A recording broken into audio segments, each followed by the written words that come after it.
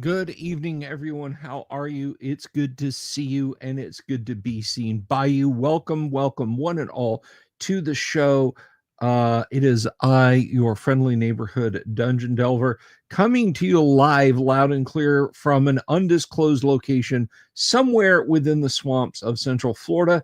And hello, American Brad Canada. That's You can't fool me. That's Boganor over there. I see him. Orbital Air, Stephen Avery, Erd Manel Chen 88. I'm going to call you 8829. Joe Kaufman, hello. Robert Phillips. Anybody else out there? Joe Facetious. I think we back Advanced Fantasy Games. Good to see you out there. Welcome to Friday evening, guys. We made it. I managed to thread my way through the nonsense of the algorithm, all the insanity this past week. And the most important part is that you guys are here. Deluff, good to see you. You guys are here, and I'm glad you're here. I'm glad you elected to jump in and watch this live stream tonight, because it's going to be an interesting one. Let me tell you what. So those of you who have subscribed to the show since like the beginning of December, and you don't know generally what we do on Fridays, maybe you haven't caught these shows. You're quite welcome, American Brad Canada. I hope you get a lot of enjoyment out of it. Came from the late show. But anyway, so Fridays typically, Squirrel Hermit, good to see you. Well, hi and bye, Joe. Or wave mutilation, as the case may be. But Friday evenings are when we get together and we do live plays of classic TTRPGs, or just TTRPGs that we enjoy. They don't necessarily have to be classic on Friday, or Sci-Fi Friday, as I like to call it. We have played, we always play Call of Cthulhu in October. Whatever we're doing, we pump the brakes, we stop, we set it aside. 4 weeks of Call of Cthulhu live stream, and then we jump back into it come November. But I try to angle towards science fiction, and for the last few years, really, we have been doing Gamma World. We've been doing the classic Gamma World game, and I felt like we needed a change of pace. I felt like things needed to be mixed up a little bit, and to that end, hello, David Montgomery. Good to see you. Michael Dale. Hello. Jorge Uribe. Good to see you, my friend. To that end, we are playing a new science fiction game. Not just new to us, but actually a newly released sci-fi TTRPG. I mulled it over. I kicked it around for a while about what I would like to do and how I would like to do it. And then I thought, what is my favoriteest film of all time? It's Blade Runner. I'm looking at the poster of it right now. And as it happens, Free League, who make a sci-fi RPG that I happen to like also quite a bit, called Tales from the Loop, have produced a Blade Runner TTRPG. Have I played Numenera? No, I have not played Numenera. Although every time I say Numenera, I want to go do do do do do at the end.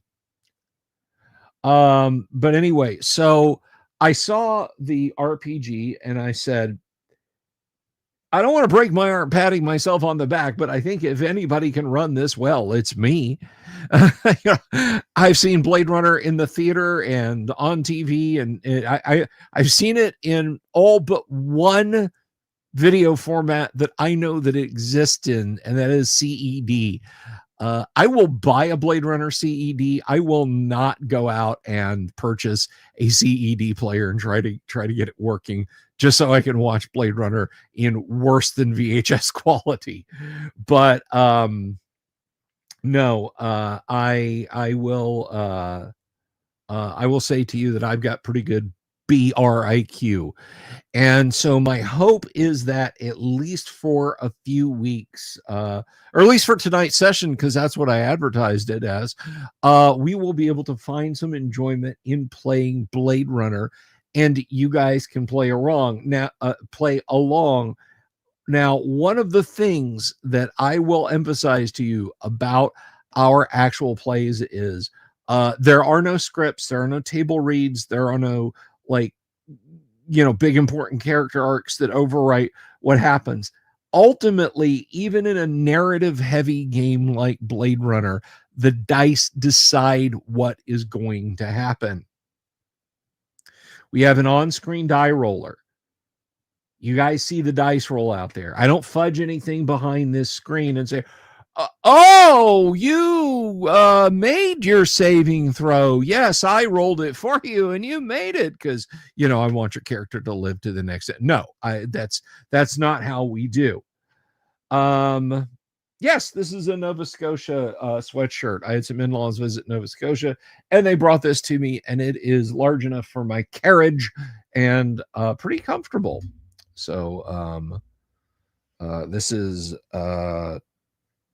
original charter Canadian Nova Scotia.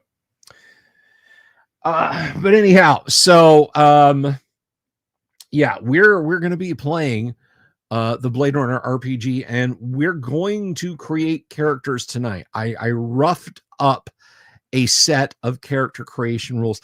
The mechanics are really fairly simple, and we're going to get into them. I have 3 players joining us tonight. Now, if you've been watching the show, if you've been following along these many moons, then you know all about how we've had some great people play with us. That's what I'm trying to say. We've some great people. But we have somebody new joining us tonight, and I'm excited about that.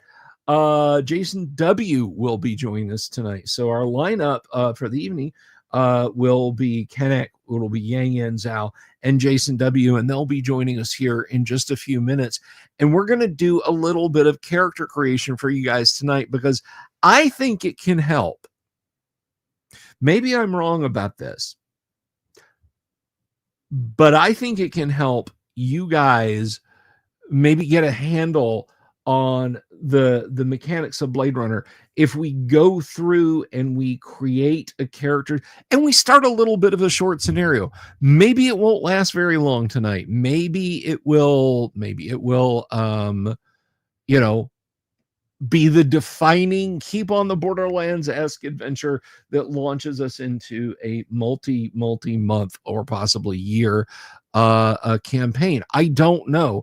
We're just going to have to see how it goes. So, yeah, I picked up the Free League PDF of Blade Runner, the role-playing game. Now, typically, I am a guy who likes to hold an RPG book in his hands to read it. But if I'm streaming to you guys, having it on the screen is really the best because I can moderately quickly flick through things. I get lost in modules that are like 3 pages long.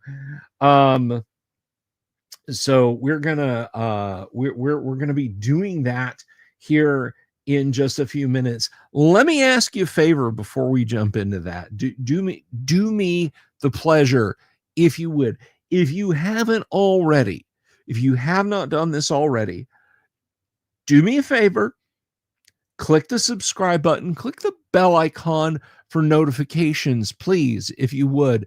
And I will do my level best to thank you by saying thank you.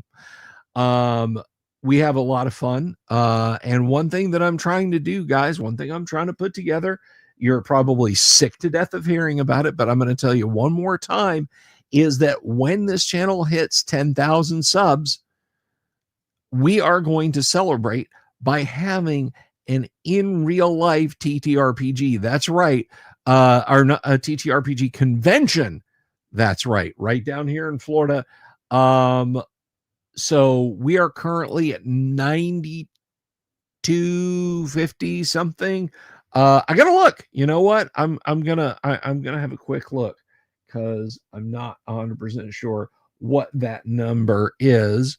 Let's go ahead and let's do channel dashboard. So yes, we're at 9,238 subscribers on the channel on YouTube, this very channel right here. So if you have not done so already, please click the subscribe button, click the bell icon for notifications, check back frequently. My channel is muted. My channel is muted. That is an inescapable fact. There are people who watch me upload a video, they see it go into my videos, my page on YouTube, and they do not get notified that it went up. So yeah, that's what that's the hurdle I'm facing lately, and it's super frustrating. But we're gonna just dismiss the frustration. I'm not gonna talk about algorithms and metrics and that sort of thing tonight, guys. We're going to play the Blade Runner TTRPG, and to do that, we need players. So I'm going to put my headphones on here so I can hear their dulcet voices, and we're going to bring on our group of skilled, yes, there's a question mark at that, role players, starting off with a guy. You can find this dude around YouTube. He has got an absolutely excellent channel where he talks comics, art, TTRPGs, sci-fi movies, pop culture, all that sort of thing. He is 1/3 of the Nerd Council of Doom here on YouTube. Everybody, please welcome Yang Yan Zhao, and you can find him over at Yang Yan Zhao 4 on YouTube. Yang! Hello. Frankly, Mr. Yangley. I don't know. Yep. Can you hear me? So I can hear you just fine. Oh. Can you hear me? Yes. Excellent. That's even better. So we're gonna do that. And next up is someone who needs no introduction. So there they are. And lastly, we have what? Oh, I need to. Oh, okay. Everyone, this is Kanik. This is everyone. Hello. Now, Kanik. I know her real name. I could power word her right now. You can use it. I mean, okay. So some of the videos on the cons, right. you know. All right. So Kanik Stephanie has been gaming with us for years now here on the live stream. And what can I say? She's a constant fixture. I wouldn't I wouldn't do it without you. And last but not least, we bring a force unknown to the tabletop. This cat has joined us courtesy of Kanik. So if he screws up, it's all your fault, Steph. I have had a little bit of interaction with him on the internet side of things, but not so much on the live stream. So let us throw dude in and see how he swims. Everybody, please welcome tonight, he say you Blade Runner, Mr. Jason W. Jason. He just stealthed in. He's silent. He's muted. There he is. Uh-oh. Do we have technical difficulties? You can't spell the... okay. All right. There you go. Speak to us, Jason. I'm speaking. Okay. We got you. I'm not seeing any picture, though. That's weird. That's okay. That's okay. Your user avatar is absolutely fine. All right. So... welcome one and all. We are about to kick off our latest season of TTRPG madness here, and there is no better way to do it, in my opinion, than, again, as I said in the wind-up to the show, checking out a Blade Runner role-playing game. It's my favorite film of all time, bar none.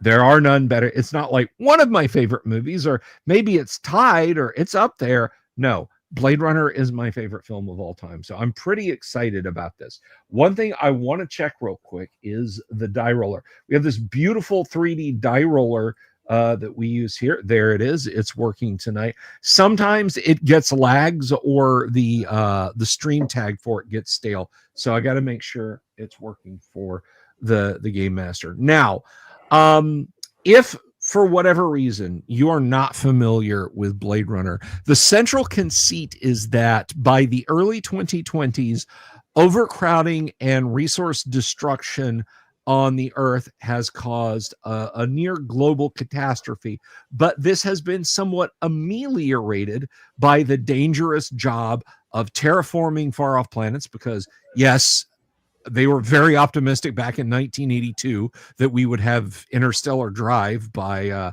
2019. But interstellar exploration, combat, hazardous waste remediation, all that could be done with synthetically grown human beings known as replicants, androids, or perhaps the most terrible of insult to throw at them, skin jobs. The replicants, the smarter they get and the better they get and the tougher they get, the more dangerous they become.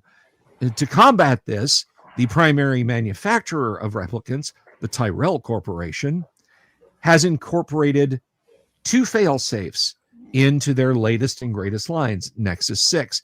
That's right, that phone you've got stuck in your drawer, gathering dust with a slightly swollen battery from 2014, is called a Nexus 6. But they gave them a 4-year lifespan, and they created artificial memories for them. When they come online, they don't realize that they're just born, and they don't realize that the clock is ticking, and in 3 years, 59 days, 23 hours, and 59 minutes, and 59 seconds, their lives will come to a very abrupt and painful end. The problem with this is that lots of them start becoming self-aware and realize that fact. And there are bloody rebellions led by replicants on Earth that lead to several very violent and very destructive incidences. And so the international treaties are passed whereby replicants are no longer allowed to exist on Earth. They can be built here, shipped off, activated, or when I say built, I mean grown, shipped off, and then activated, then woken up. But they can never come back on penalty of death. Yet they still try. At least in the United States, there are special squads of police officers that have been organized to hunt down, identify these near perfect copies of human beings and remove them. It's not called murder, it's called retirement. And these special police operatives are called Blade Runners. Jorge Uribe? No. Just to answer your question. So, sorry. I have never retired a player by mistake. I knew exactly what I was doing. So our characters, for this introduction, this getting to know the system and kind of feeling our way around it, they will be running human Blade Runners, with the exception of Jason, who decided to color outside the lines. Hey, sending a note home with you. They will be running the investigator class. Now, I don't want to delve too deep into classes right now, because I mean, that is like wading up to here in the weeds on the rule system, and we kind of want to ease into it. But the investigator, if you have seen Blade Runner 2049, would be an investigator, would be Holden, Deckard, Gaff, Agent K. Those are all investigator type classes. So I think since those of you who are familiar with Blade Runner, or rather those of you who are unfamiliar with Blade Runner, if this helps, an investigator is your typical plainclothes police detective. Think somebody who works robbery homicide, except they work androids trying to sneak on Earth homicide. Shadow Dark, our old sword, reigns. First edition AD&D, Stephen Kennedy. That's what I say. So the investigator is a plainclothes detective. They can be anything from a fresh-faced, enthusiastic individual, all the way to a hard-bitten burnout, something like Deckard. They can be a cynical, just cold-blooded, in it for the money, like Gaff. They can be cool and analytical, like Holden, at least until someone unplugs him. So that is the investigator class in a nutshell. So since Jason took it upon himself to disobey and create a city speaker, Jason, why don't you tell us and the audience a little bit about your choice to play a city speaker, what they are and what they do in the context of the game? Boiling down, a city speaker is pretty much, he's not such a hardcore investigator like Deckard or Holden. He's kind of more like Gaff, that he basically knows the areas a lot more and is a lot more out in the city and has connected and like knows what's going on. He like assists the inspectors a lot, like, oh, I know a guy over here, or I know what's going on in this area that could help the investigation. So he's more tuned into the environment than actual investigating. Okay. So you might have more personal contacts as far as getting to the point of your investigation. It would be going less, I'm going to comb this room for clues, and more, I'm going to talk to people who might have seen what was going on. Yeah. Okay. All right. Oh, that's not too far outside the line, and I shan't punish you too hard for it.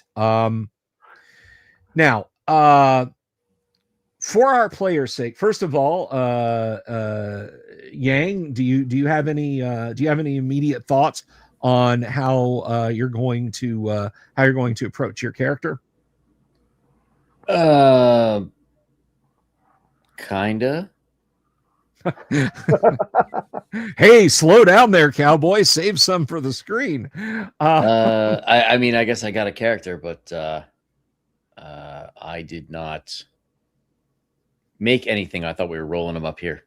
No, we are rolling them up here. We are going to create them here. Now, like a lot of ABC, no, dude, that's just anyway, yes, we are going to be creating our characters up here.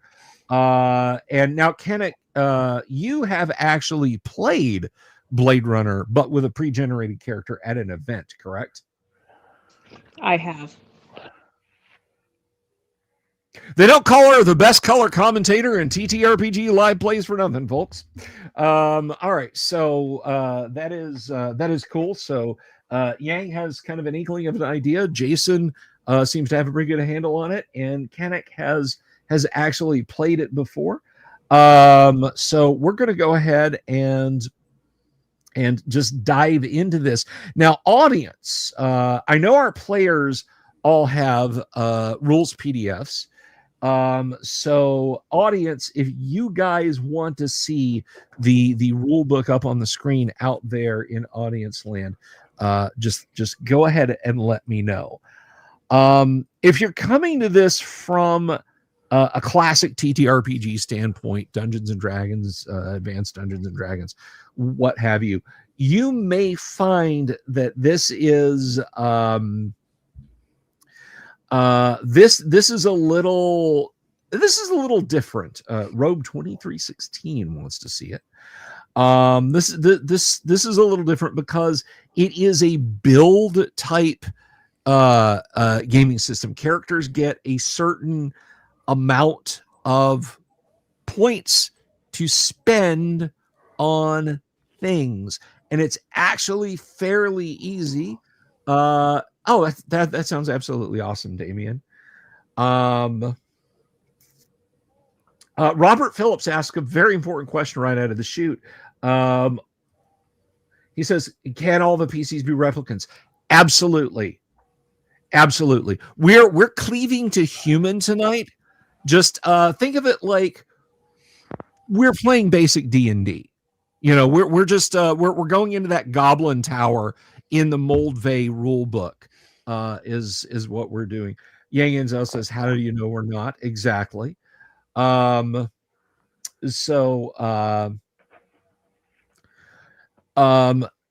is an inspector, and I wanted them to have a little bit of well, almost everyone's an inspector. But I want that's fine. I'm just going to tease you about it until you stop gaming with us. But that's not, that's not terrible. There are kind of different levels of experience, and sort of the second level is seasoned. I didn't want them to be rookies. I wanted them to have a reason to get involved in this adventure. So I went ahead with seasoned. Now, the first thing we need to talk about are abilities and ability levels. Abilities are strength, agility, intelligence, and empathy. Each ability has a class or a category. When I say class, I'm not talking about investigator or city speaker. It classes in Think Armor class. As the party is all seasoned, well, let me back up. Abilities all start at a rating of C. And C means that your die for the class, the dice you roll for the class, DM Blackwall, thank you very much. DM Blackwall is going to be on the show very soon. You and I need to talk about dates, my friend. I was thinking we could go to A&W, catch a movie. You let me know. No, God, that's not what I mean. But anyway, the mini arcade games are, the battery is dead. I'm sorry about that. I'll get it charged up for the next time ABC. But anyway, so A is the best, D is the worst, D is feeble. So you guys are C, which is considered normal. So make a note of this. You have strength, agility, intelligence, and empathy. Now, an A in a stat means you roll a D12. A B in a stat means you roll a D10. A C in a stat means you roll a D8. A D in a stat means you roll a D6. So you say, okay, Bill, we're seasoned.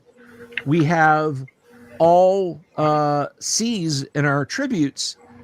You have 3, for lack of a better term, you have 3 points to spend to raise your stats up by 1 level. So say, we'll say with strength, and we'll say, Kennick, you want your strength to be a class B. You spend 1 point, and your strength goes from class C to class B. Maybe you want to go for broke. You want to be like Zora, talk about Beauty and the Beast. She's both. And so, you take, you can take and spend 2 points and raise your strength from C to A, where you're rolling with a D12. And why is it important? Why are the face of dice important? And I'm going to get to that in a little bit. So Yang, let's start over with you. We'll just go right to left there, or top to bottom, if you will. Jason, we're getting a lot of feedback from you. Can you go push to talk, my friend? I'm sorry. That's okay. Where is that in StreamYard? You may have to finagle that on your machine, but now it's gotten better. So Okay. whatever you did, just go with that.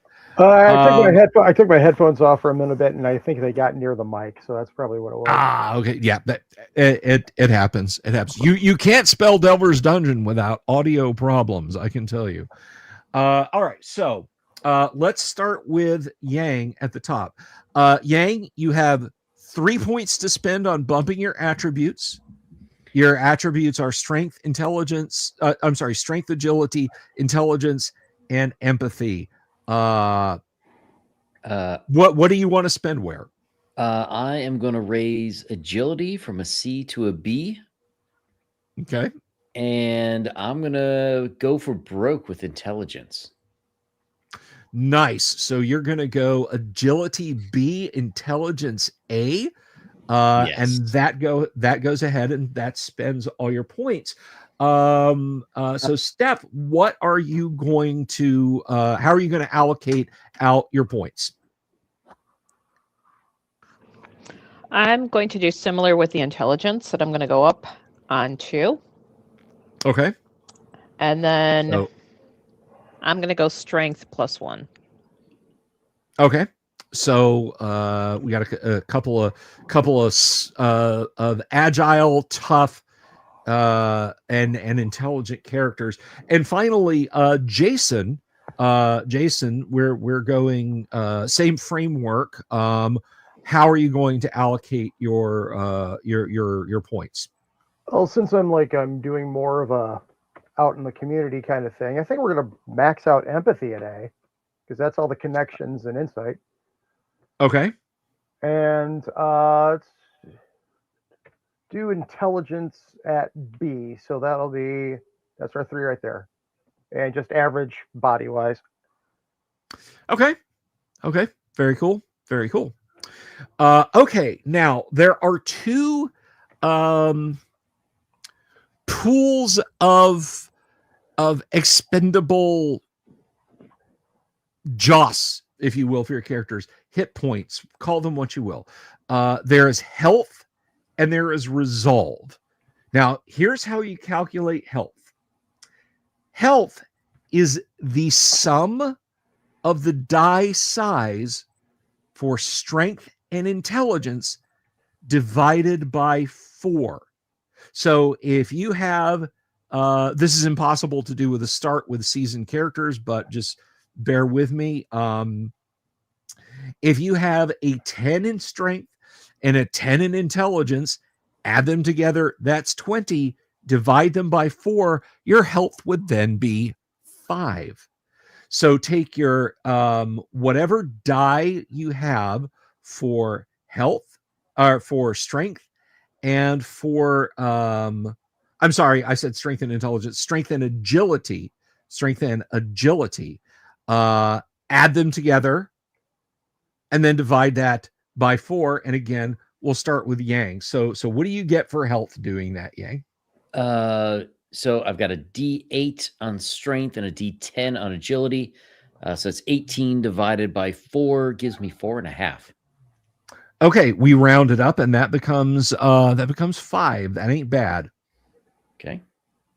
So your health is 5. Now we do the same thing for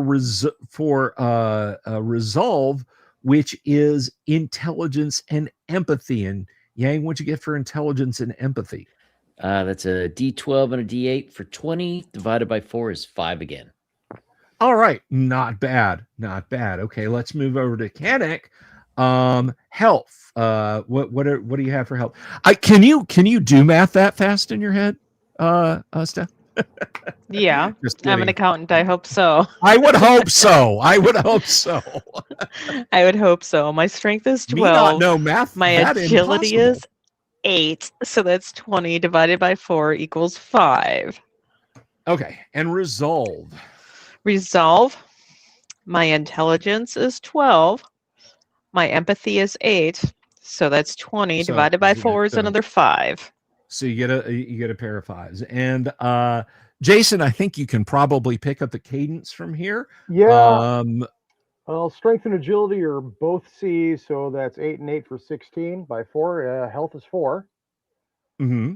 Resolve, I'm basically bumped up the intelligence and empathy, so I got a B and an A for a total of 22. Divided that by 4 is 5 by 5, so round up, my resolve is 6. Your resolve is 6. You are a very determined man. Okay. Let's see. Oh, somebody's invoking my name out there. I call it Runza. No, I did not catch Runza. All right, so now we come to a very, very interesting part. Usually stuff like, character background and that sort of thing, it's like, my guy is Bob. He is a fighter. He goes into caves and kills orcs. The end. Blade Runner is a much more nuanced game than that. As my co-host Kyle will call it, it's very thespy. It's a very thespy game, and that's not necessarily a bad thing. So we're gonna scroll down a little bit, and we're gonna look at the life path for those of you who played Yang. Have you played Cyberpunk before? The Artel Cyberpunk? No. Yeah, I have got suckered into doing 2 campaigns simultaneously that are interconnected right now. So yeah. Oh wow. Okay, so life path is essentially and it's not the correct application here because it is in Cyberpunk, but essentially what you're going to do is now that we got your archetype and whatnot, we figured your attributes, your health, your resolve, your we're gonna get to skills here in just a bit and talk about those, but we're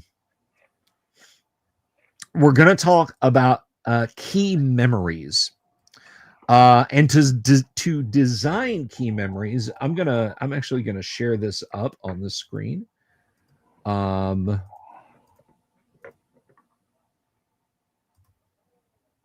Okay, so we have key memories. So to design the key memory for your character, roll once on each of the memory tables on the following pages. You're allowed to re-roll if you get a result you don't feel fits your character, but we recommend that you first try to think about how the result might actually work. So it actually is kind of an old school thing, less like, I wanted to play fighter and I only got a strength of 10.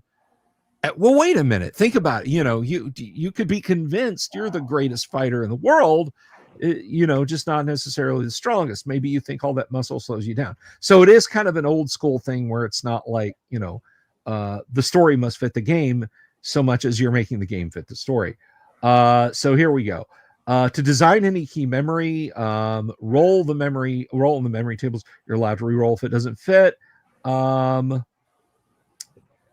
Let's see. So I think let's go ahead and do this. So let's start off with Yang because he seems the least comfortable, and I like shaking him up.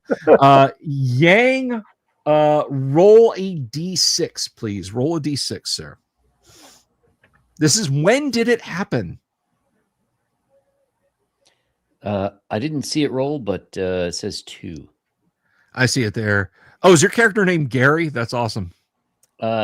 It was not, but I wasn't okay. talking about Gary. It's still Gary. It's still Gary in the die tray. Yeah. All right. So your memory happened during childhood. You remember it like it was yesterday. And no pun intended, guys. Remember, this is the Blade Runner universe. These memories could be implants. All right. So next, roll a d12. Roll a d12, Yang. Where did it happen? Oh, no, wait. A- It's D20. There we go. An 8. 8 on a protein farm deep within the energy empire. The energy empire. All right. So let's see. The next memory table we roll on, because we're just moving on, is number 3. Who was there? Roll a d12.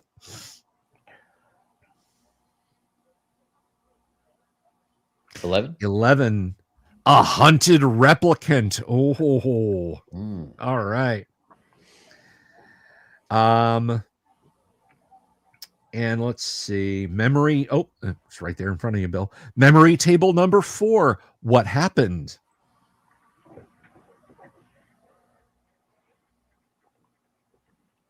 9. You suffered or witnessed a horrible accident. Okay. Now keep these in mind, because once you have these points, these data points, you can craft what that memory is, or you can leave it up to me. You know, I can craft what it is. I got it. All right. Got it. Okay. And last but not least, how did it make you feel? Okay. D12. I'm sorry, D12.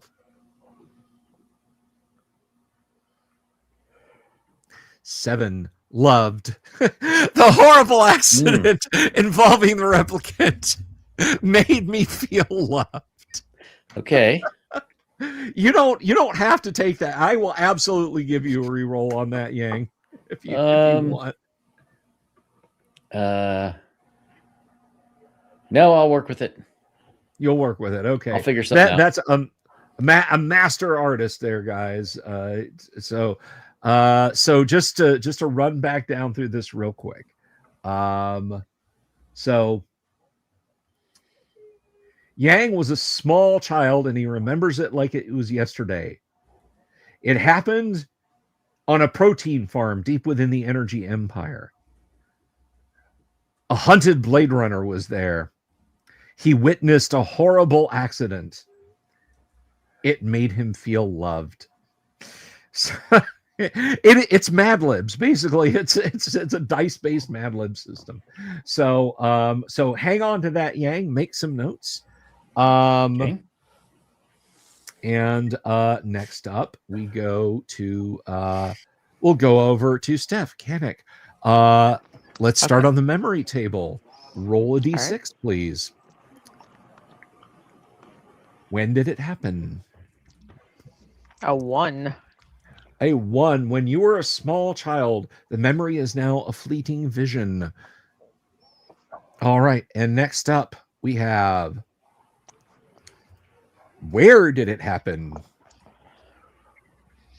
In the parlor with a revolver. Oh, I'm sorry. Different game. That's a 12. That's a 12. Somewhere in the off-world colonies, a new life awaits you. I'm sorry, you said you rolled an 11, or? Yes. Yeah, I rolled you an rolled 11. an 11. Okay. I heard you say 12. I heard 12. Oh, okay, so sorry. this happened in a foreign land surrounded by crowds speaking a language you didn't understand. Roll it again. This is memory table number 3. Who was there? And let's see, that's another 12. All right. Yes, I see it there. That is a 12. No one but you. Memory table number 4. What happened? Okay. And one more. And an 11. You suffered a moment of weakness And last but not least, we come out the other side. How did it make you feel? And one more D12. A 4. 4. Jaded. You came away from it. Eh. Alrighty, so make some notes and consider how that memory, or I can make it up for you if you want. Next up, No, I can work with it. Jason. All right. When did it happen? D6 as a 2. So During childhood. I'm sorry. You go ahead. You go ahead. You got it. During childhood. I got the book open right here. Excellent. I have been waiting to play this game. I backed the Kickstarter when it was first announced. Excellent. So you have like the funky dice with the giraffe and the owl and stuff on them? Yeah, I can't find them though. They're in here somewhere. Oh, all right. By the way, this game actually does rely on certain dice facings, but they tell you what the number equivalents are. That not like what was it, Warhammer Fantasy Roleplay 3rd edition, when they were just like, hey, here's a bunch of 8-sided dice. Oh, that's cool. I've got D8s. Yeah, no, you don't. No, you don't. Some of them have got like 2 blank sides. We're not going to tell you what those are. Yeah. Okay. Childhood. Anyway, so yes, and where did it happen? That's a good question. D12.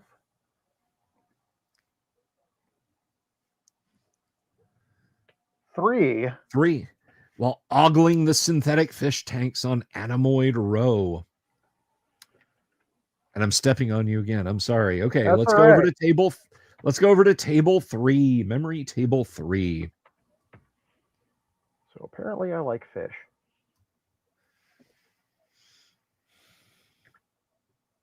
I'll be standing at the noodle bar demanding 2 pieces of fish, not demanding 4, not 2. 2, 4. 4. Oh wow, your romantic partner was there, Jason. When I was in childhood? Right. Apparently, you want to re-roll it so things don't get weird. Childhood crush, I guess. I don't know. Maybe they're my romantic partner now. Wait a minute. That's a 1. Somebody that became your romantic partner, maybe. No, it says 1. That's parents. Oh, I thought you were. I'm sorry. I thought you were. Okay, so your parents were there. Yeah, my parents were there. Okay. All right. So memory table 4. What happened? And let's see if we can figure out numbers this time. Yeah. Math is hard. That's why we have an accountant with us. Yeah. And we are 6. You sure? We're 6. Okay. I was psychologically abused. Great. Awesome. Art of a Okay. Great. All right. And memory table 5. How did it make you feel? If I roll loved, I'm quitting the game right now. We'll discard loved. That's not rollable. If you roll loved, it's a 6 or an 8. Although blessed is not much better. I was psychologically abused. Praise Jesus. Oh no, I'm sorry. I'm keeping loved. All right, what'd you get? 6. Blessed. 6. Blessed. Maybe Jaded. Maybe the event drove you into mercerism. Maybe it made you become a mercerist now. Oh, now you're quoting the book. That's right. I can bring it all in. Okay, so those are the memories. Those are core memories that your characters have that can help define your characters a little bit. Is it a dream of a unicorn? Do you dream of a woman holding a child on her lap while there's music playing and the sounds of other frolicking? you guys, you saw how the tables rolled out. So let's go over to our key relationships. Next to your key memory, the most defining element of your character is their key relationship.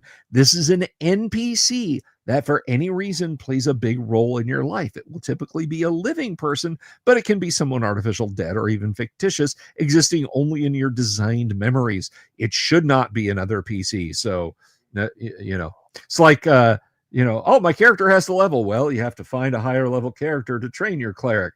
Bob's a level higher than me. Nope, that's not how that works. All right, so let's do the relationship tables. And Yang, once again, you're in the hot seat.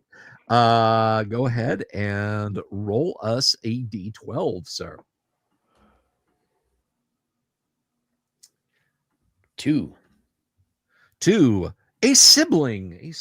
Excellent. Okay. By the way, 38 of you beautiful people are out there watching us on YouTube. Thank you so much. And over there on X, 60 of you. Thank you. All right, so a sibling. Table number 2. What is your relationship like with that sibling, Yang? Roll a D12. 7. Violent. Oh, nice. All right.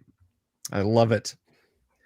Table number 3. What's going on? What is going on? 9. Their life is in danger from you. Maybe.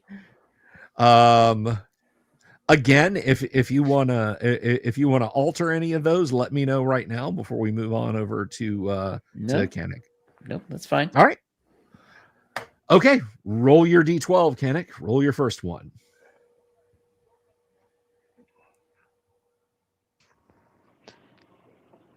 And that is a 7. That is a 7. Your relationship is with a colleague. Okay. Roll a D12 again. What is your relationship like?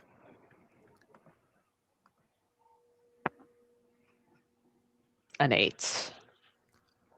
Deceitful. The heart is deceitful in all things. And last but not least, relationship table 3. What's going on?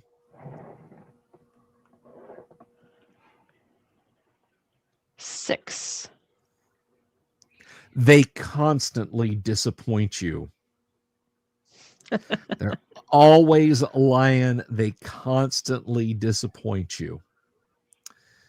All right. So you have created your key memories. You have created your relationships. Let's talk. No, I haven't. Oh, you haven't. Sorry, I forgot. Well, I Mr. know Street Guy, nobody. you know everybody. You know Nobody- everybody. All nobody right, loves me. roll a D12. Roll a D12. All right. 12. 9. A suspect. Oh, great. That's going to be a good relationship. That's gonna be really interesting. Well, I mean, it's Shoeshine Johnny. He's always up to no good, right? All right. So D12 for what is your relationship like? Okay. 9. Relationship is one-sided. One-sided. Unrequited relationship. And what is going on in that relationship with a D12 roll? Okay. What's going on? We have a 7 for you constantly disappoint them. I'm disappointing the suspect. Well, there we go. Like I said, you can tweak it if you want. All right, so be thinking about those adventurers while we look at our next step. We've looked at our key relationships, and I believe key relationships, key memories, and skills. Okay, now this is something I did make notes for. So skills all have ratings. They have ratings just like attributes did: A, B, CD.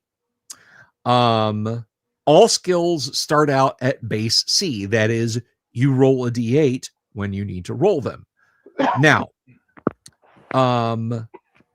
here's the thing. You have all the skills. If you guys look at the little bit o notes that I sent you, you have all of those skills, and just like bless you. Just like you were able to buy up your abilities with a set number of points, you have 10 points to spend on skills. So you can go through the skill list, and for our audience's sake, I'm gonna scroll up here. Let's see. It's attributes. Let's scroll down a little bit. That's memories. This is not a bookmarked PDF, so it's a little bit tough to navigate.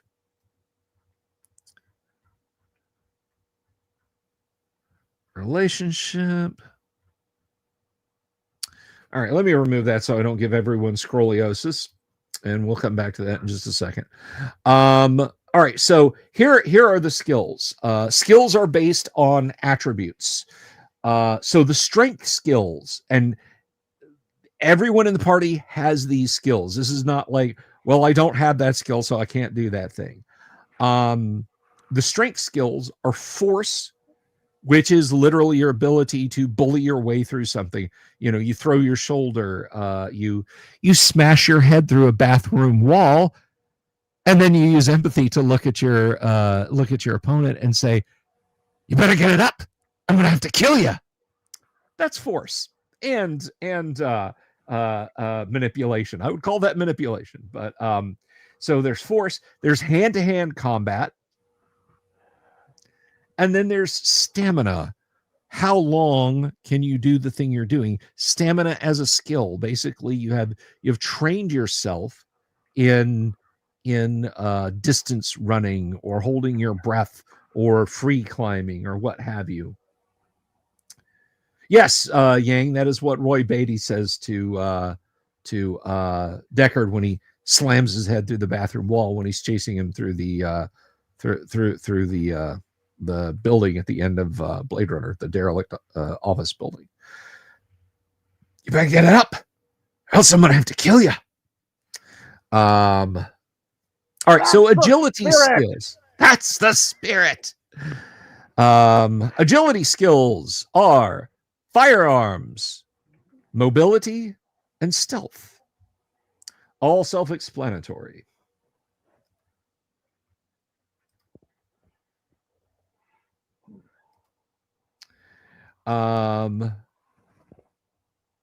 Let's see. I lost my note there. There we go. Okay. Intelligence skills. God help me, because I know you're going to dump a bunch of points into this. Connect. Medical aid, observation, and tech.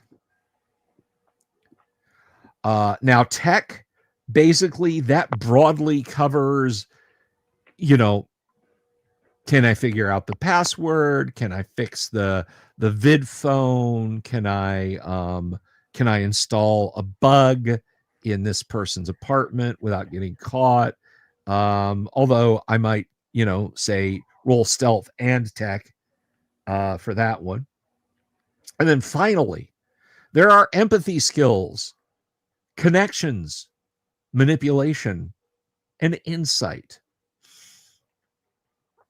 Insight kind of gives you that eureka moment, that sort of, I know why he thinks this way, or I know why that, you know, that board is lying askew when all the others are straight, because he pushed his way through there.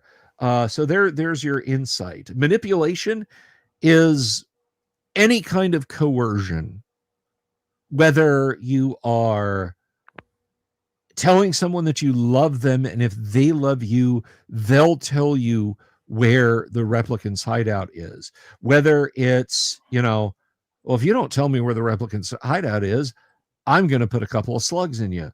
Or whether it's, you probably don't know where the replicant's hideout is anyway. It is just your ability to emotionally push people into doing things that you want. Connections is a little different. And I want to make sure I explain this correctly. So I'm going to get over to the school to the skill. So not the school section, the skill section. And we're going to. All right. Oh, I don't want to forget.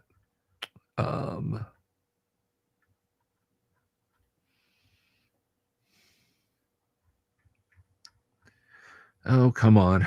Like I said, not a bookmarked PDF here. We are looking for connections on the skills section. Skills. The skills 58. There we go.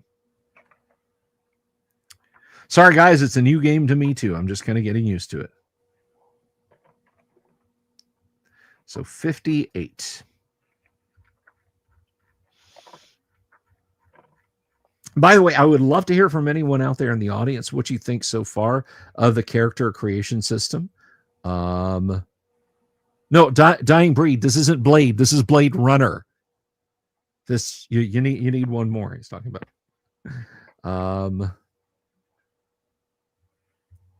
All right. Oh, here we go. So connections.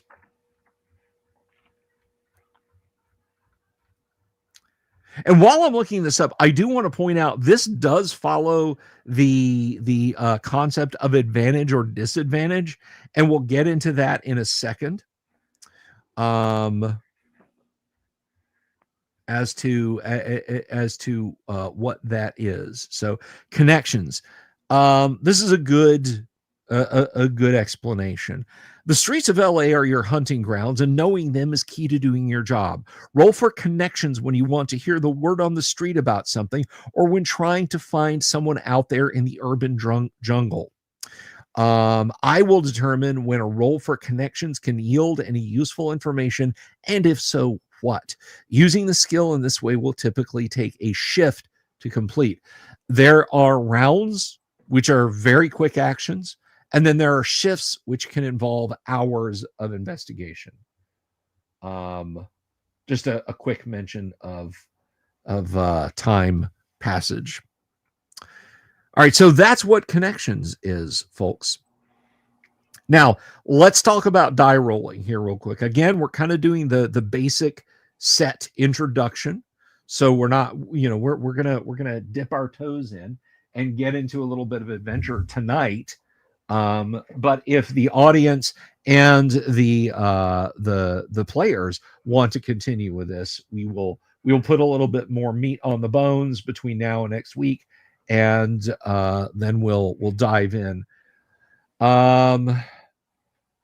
Erdman says, reminds you a bit of Traveler, but with more player agency. Yeah, nobody fell out an airlock while we were what's your defining childhood memory? I died after 3 terms in the Space Marines.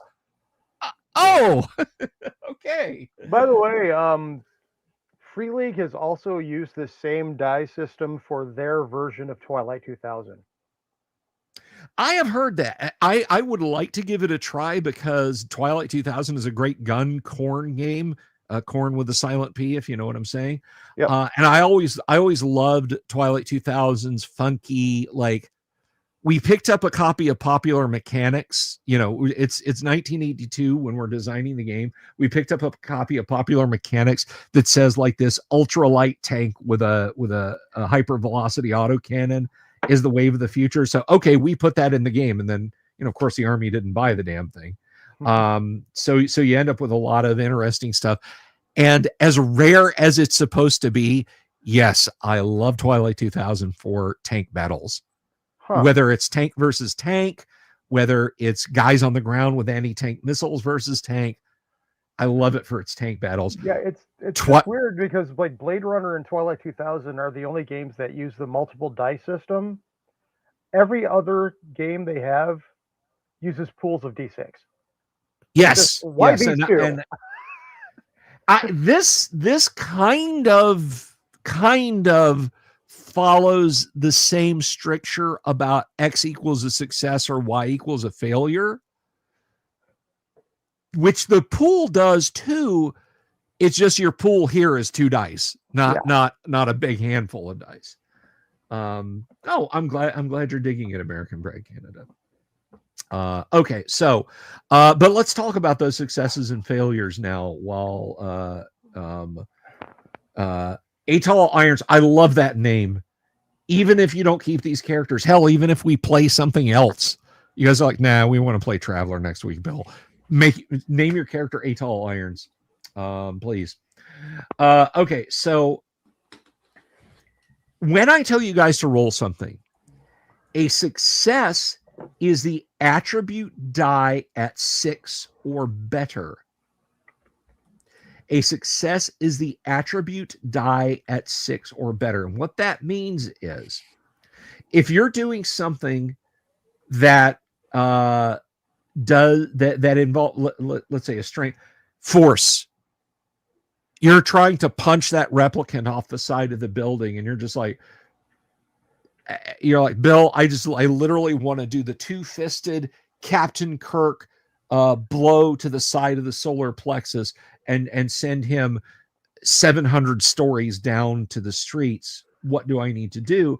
And I'll say, give me a force roll. And force is strength based.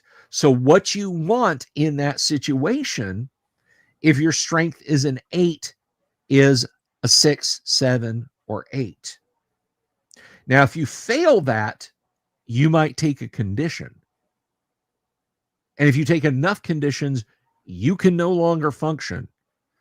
I would say that by the end of the chase with Roy Batty in Blade Runner, Deckard had all of the conditions. He was not functioning anymore when he jumped and fell. At that point, all the conditions, not able to operate. Roy had to save him.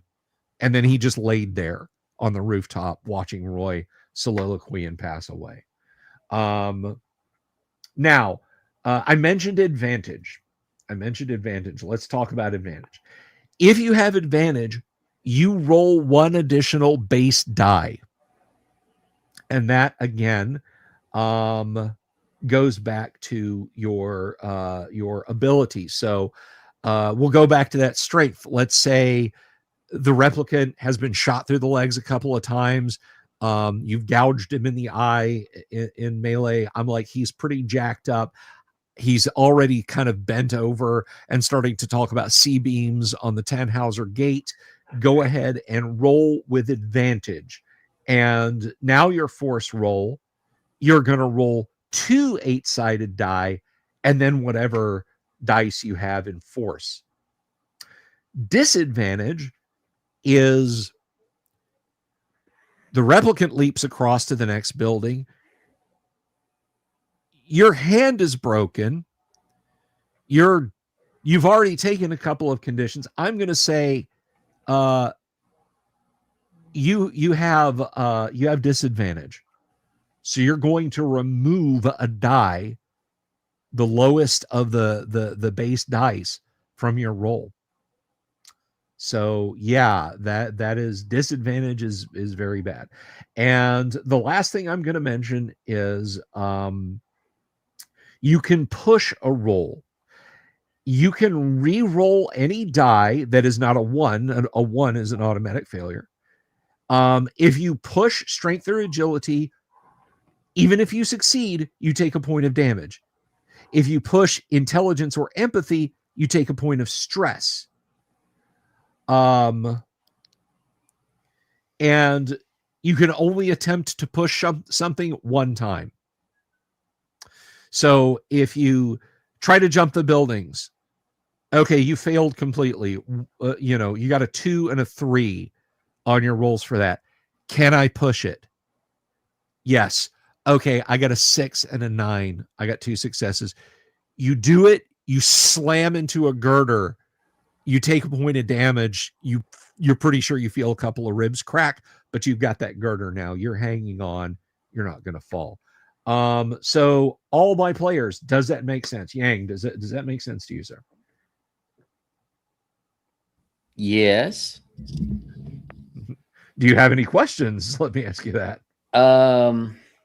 So just to clarify, like, Sure. so for example, for agility, I took the upgrade, so it's a B rating. So does that mean the skills under there are also B and therefore a D10? No, the skills under there, they have their own base, which is it's base C for everything. Okay. You spend your 10 points to raise them individually up to an A or a B. Gotcha. So you've got a little bit of spending to do. Kennick, Riley Connor. Does Riley Connor have any questions? She does not. Okay.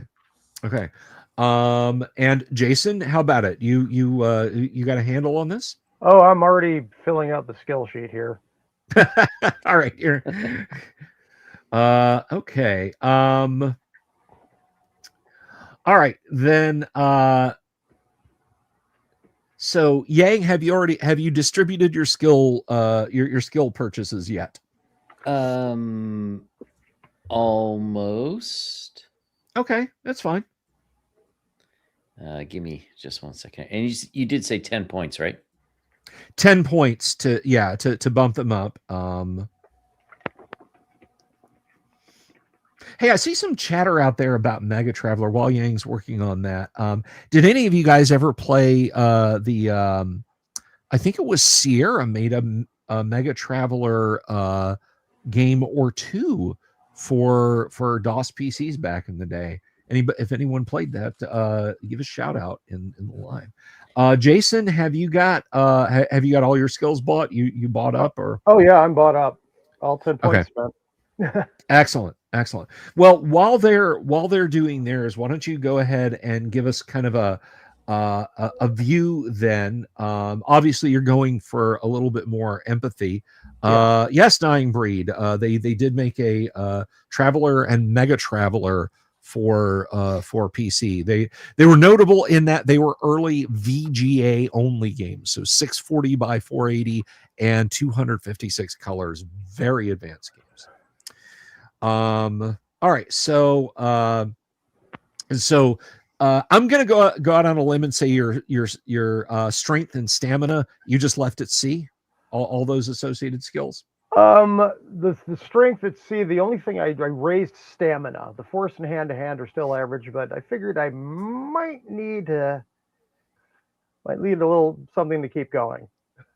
Okay.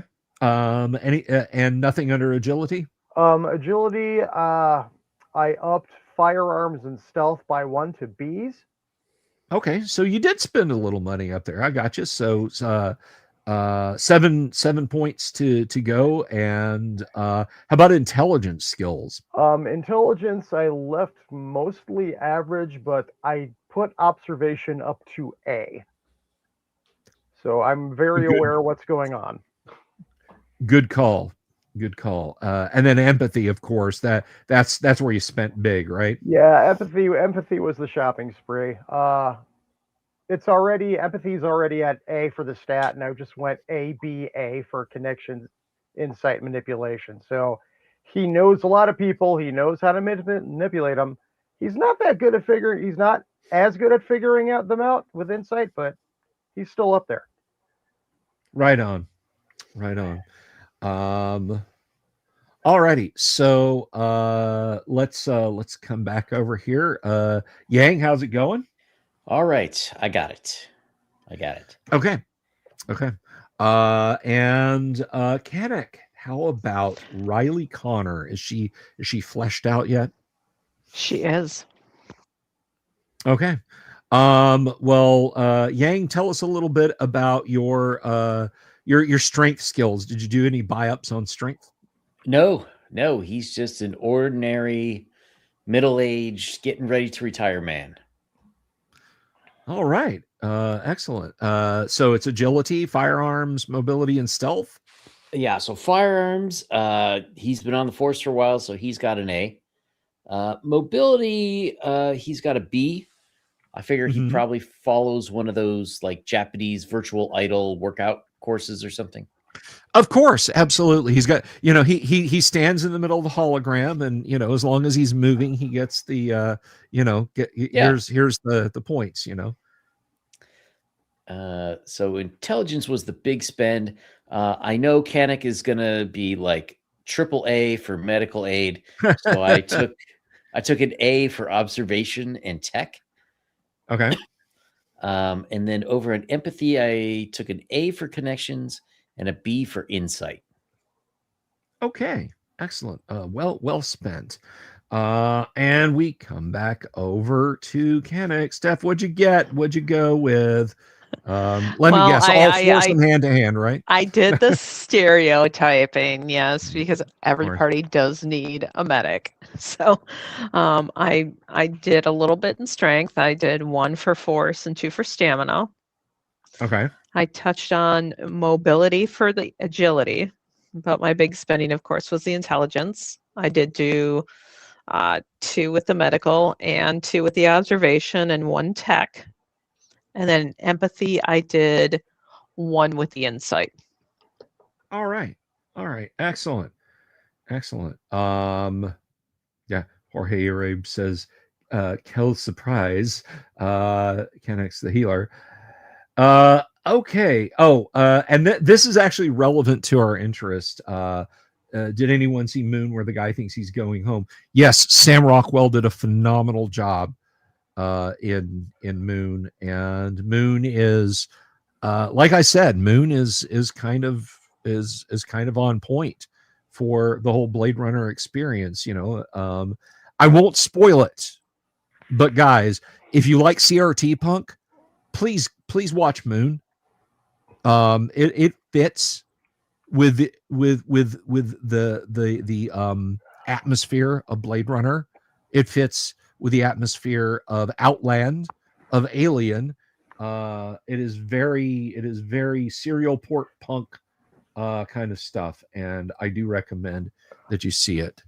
All right, so let's go ahead in the time we have left this evening, and go ahead and we'll do a quick scenario. We'll start the game. Now, the Blade Runner RPG covers 2019 to 2049. It focuses around 2049.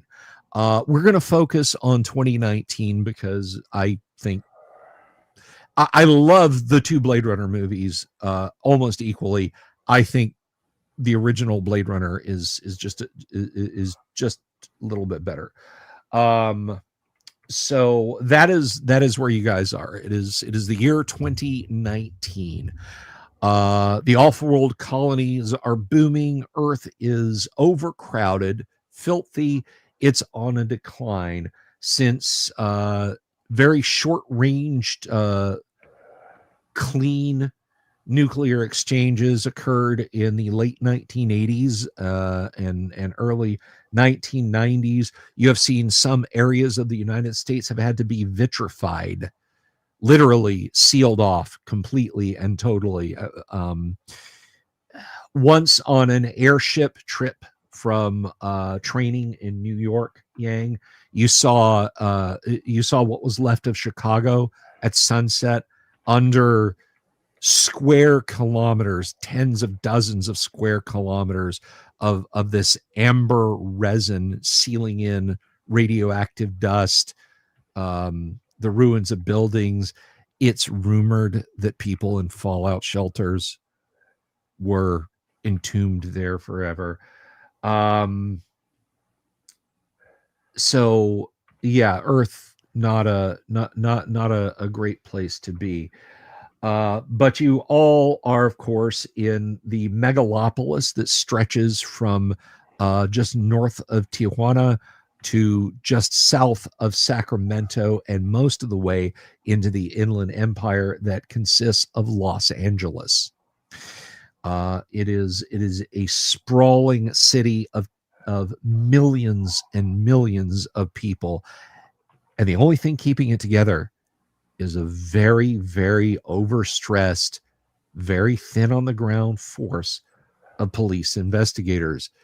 You throw replicants into the mix, and things start to snap. It is early December 2019. The very, very small minority of people who still care to celebrate have festooned their cubicle homes, their businesses and whatnot with bright lights.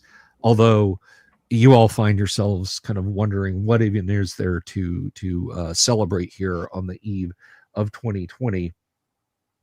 Yang says, "Oh crap, COVID's coming in like a month." Oh yeah, I'm sorry. Plagues like that's par for the course. It's just like, oh, that's okay. Well, that happened. But so you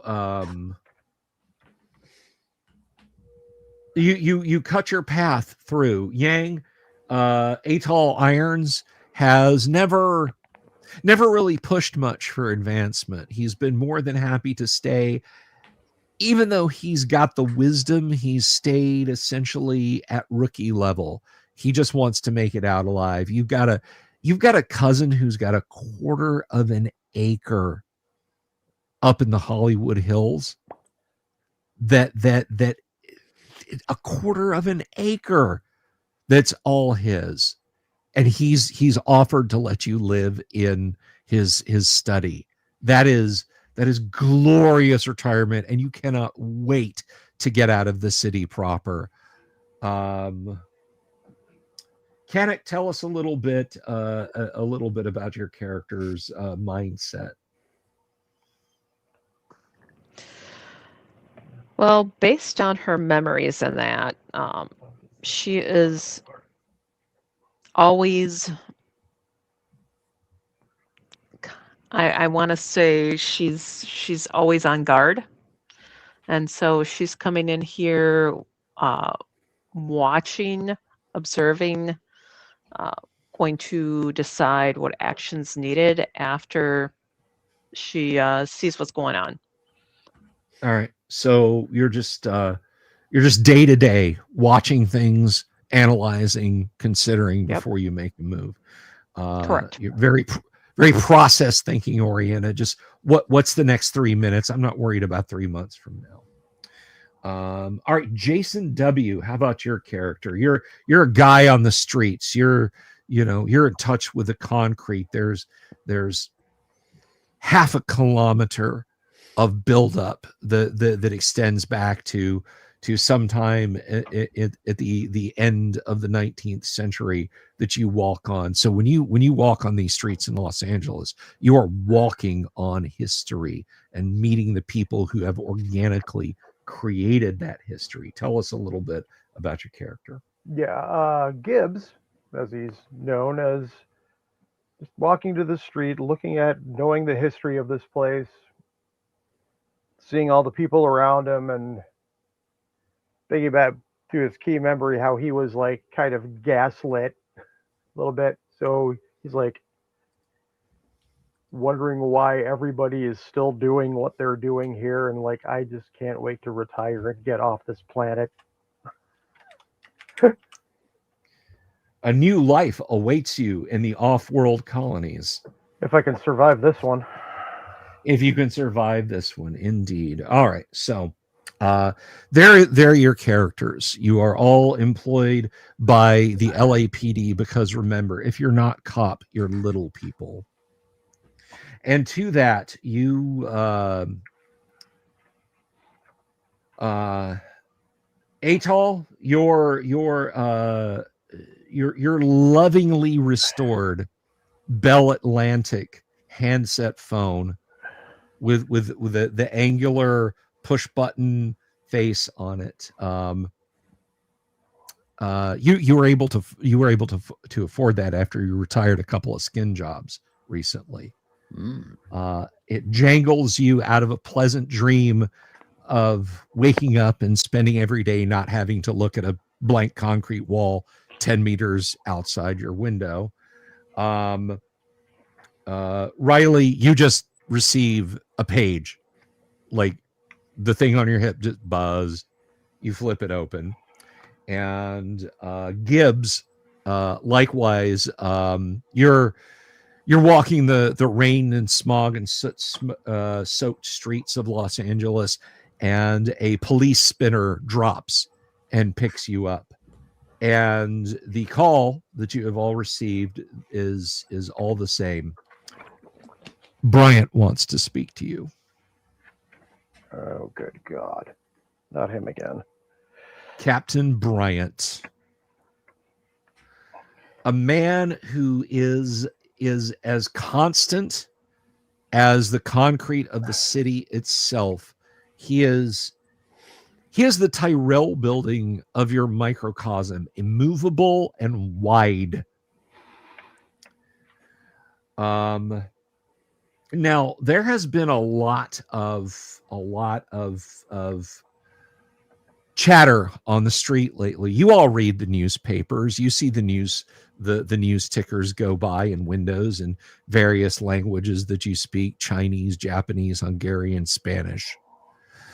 And there's been some incidences, and you have a little bit of inside information on it. A Blade Runner with whom you are at least tacitly familiar was hospitalized. 3 days later, another Blade Runner, but that was Holden, by the way. Yep. Deckard was also hospitalized. He was badly injured, retiring a couple of replicants. I heard he skipped down and went north, didn't he? There's you know what? I tell you what, this is a good place to roll this. Give me an insight roll on that. You have been talking to beat cops and administrative people off and on, because first Deckard gets pulled out of retirement just to retire an android. What is even that about? And then he doesn't cash his checks. That's insane. No Blade Runner doesn't cash his checks. It's just showing a total. It's not showing successes. Okay, so we need I need to make a quick adjustment here. This is just going to take a second. Yeah. And by the way, while I'm adjusting this, I just want to take a quick minute and shout somebody out. They're not in the audience, as well they should not be, but a friend of the show, an absolute angel of a person. She is an author. Her name is Alyssa Hazel. She and her husband welcomed their child, their first daughter in. Mother and daughter are doing well. So nice. If you're out there listening, Alyssa, love you to pieces, hon, and welcome the little one. Congrats to the new RPG family. Nice. Absolutely. So let me just go into DD Dice here, and I just got to do this and do that and do okay. Refresh your browser if you would, Jason, and then re-roll your dice. Okay, 12 and a 10. And hopefully, yes, there it is on the screen. Okay, 10 and 6. So that's 3. Yes, so you got 3 successes. The big reveal comes in the police spinner as you are headed to the to LAPD's Blade Runner Division headquarters. the cop who's sitting there, he's eating a burrito, occasionally reaching up and nudging the controls. It's really kind of disconcerting, but he's yammering at you in street chat, and what he tells you is the word is Deckard was in cahoots with the replicants, and he split the scene with a replicant made to look like Tyrell's niece after they offed him. Because that's the buzz. That's on the news. Everybody knows about Tyrell and Tyrell's chief geneticist getting whacked by that replicant murder squad. Wait. Yeah. Bryant puts him on the case, and then he skates with the replicant after Tyrell is dead. Yeah. Freaky weird. You kind of reach up and hit the heater button in the spinner. Like that gives you a chill when you kind of you kind of get all that knowledge just kind of comes in. And I'm thinking of that when I realize Bryant has called us back in. I'm like, oh, this meeting is not going to be good. Yeah. All right. So Atoll Irons, you are you're already at headquarters, so it only takes you about 15 minutes, up lifts and down beltways and so on and etc. Because what's 138 story building for a police station. So it's about then that you walk in, and you've worked with Connor and Gibbs before, and they're walking up. There's Bryant's office. They're in one of the lower levels of the. It's still above ground. It still has a very clear view.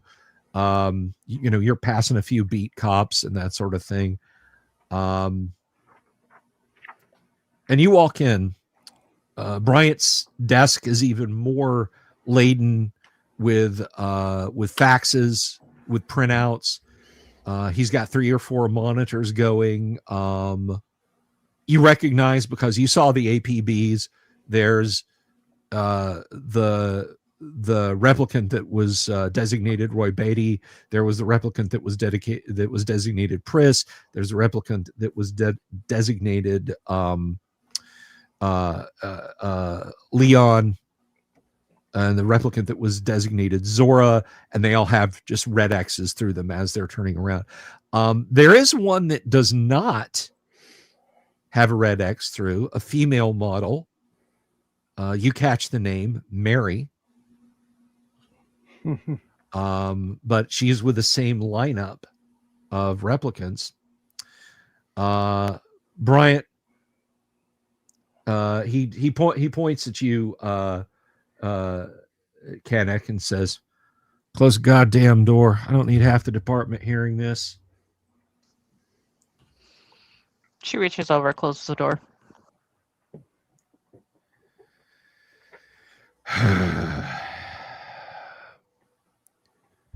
I suppose I don't have to tell you.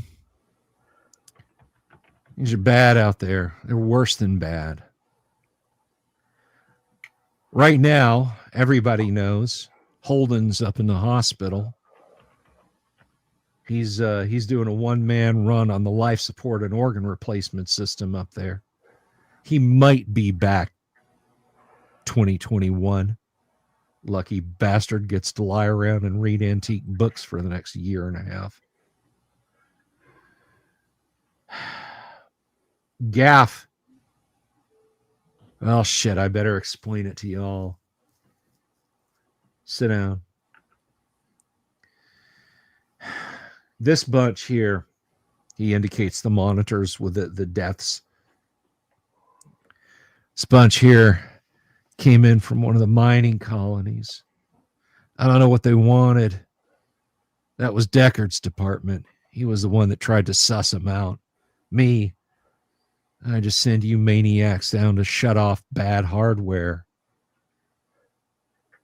But this bunch, They didn't act like the others. They didn't just murder people. They didn't just kill. They didn't rob. They didn't steal anything. They were all trying to break into the Tyrell Corporation, and I guess one of them finally got through. I'm sure you heard about him.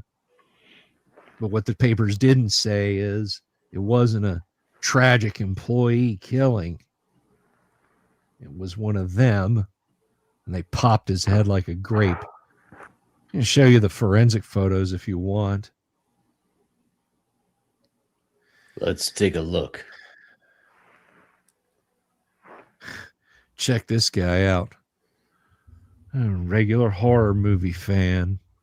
He opens up a manila envelope, and there's a very high resolution 600 by 400 color printout. And yeah, Tyrell's head, assuming it's Tyrell's head has been crushed. It literally, like a normal human head should be bigger and less pulped than that. You've seen stuff. You've seen people who've gotten run over by auto trains and caught in lifts and that sort of thing. This is same effect. He turns around and points at the one labeled Beatty on the screen. This one did it with his bare hands. He flips another photo out. There's a strange looking individual. He's got kind of a surprised and sad look on his face. Heavy bruising on his throat and his head. You can tell based on the shape of his neck, his head's at a weird angle. He probably had his neck snapped. This poor bastard was Tyrell's boy genius. At least I think he was a boy. Looks like he's about 80 years old. He was supposedly the one that wrote most of the genetic code for Tyrell's latest batch of toys. I guess he was the one that let him in. He must have been in on it. Anyway, that skin job Beatty turned on him and snapped his neck. We got that on footage. Well, the rest of the story is Deckard tracked him to this poor schmuck's apartment, chased him through abandoned buildings, cornered him on the top of one. Then the skin job switched off. Didn't even give Deck the honor of finishing him himself. Well, this is where things get pretty fucking weird. Deck doesn't report back yet. Yeah, Gaff meets him on the roof, takes him to the hospital. I figure he'll be down here for a little celebratory drink. Or at least show his morose face while he picks up his pay. But apparently, they had somebody on the inside, and it was a replicant copy of Tyrell's niece. What a kink, huh? Well, Deck flew the coop. You heard me. He split the scene, and he left with that replicant of Tyrell's niece.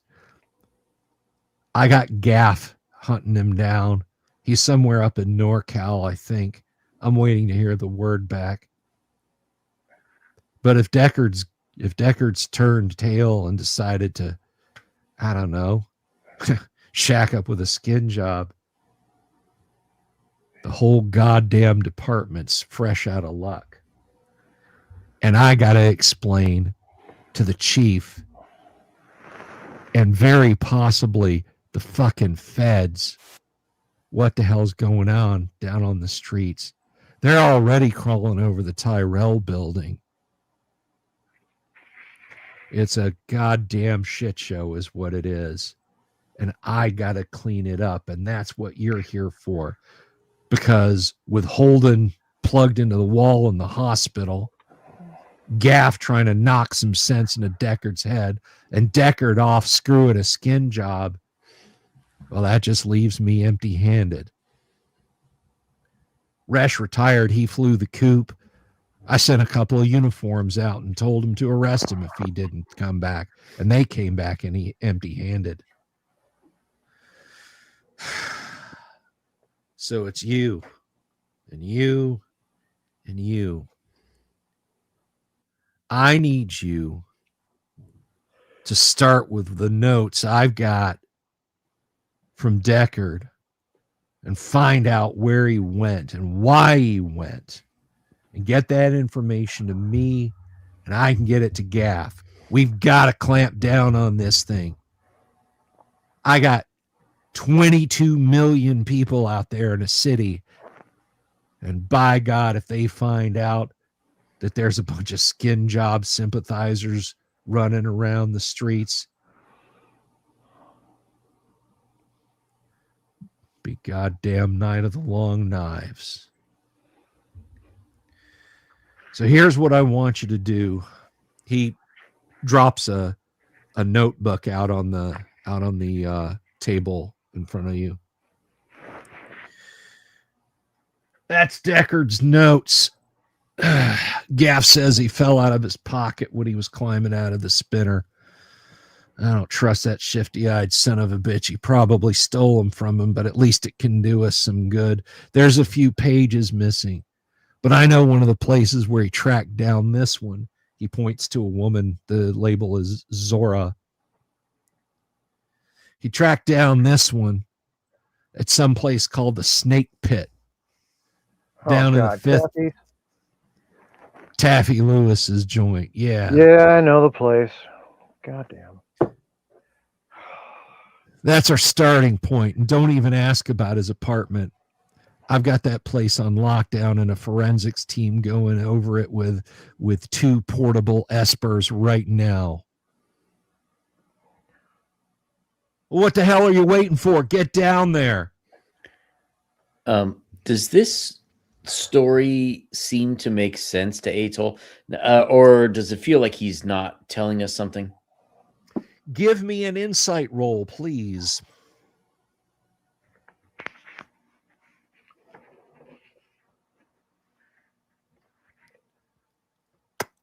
I'm of the opinion that he's genuinely confused. 3. So is the 3 is your intelligence, right? No, it was. I'm sorry. Insight. So you're rolling your insight, but also the stat for insight, which is intelligence. So you're rolling a dice for it's empathy. Empathy. I'm sorry. Okay. So like you roll a D8 and a D10, or whatever ranking you got. 2 so 3. you got a 3. You got 2 3s. Man, it's messed up. It is messed up, and it makes as much sense as anything else does right now. You don't get the immediate vibe that he's lying to you. It seems to be. I'm just going to park that right there because that is awesome because I can hear that voice. The serpent that once corrupted men.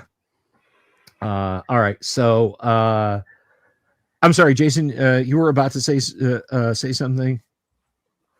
I think he's just genuinely confused about that. But the one thing I'm wondering about is these 4 or 5 that Mary's still out there somewhere.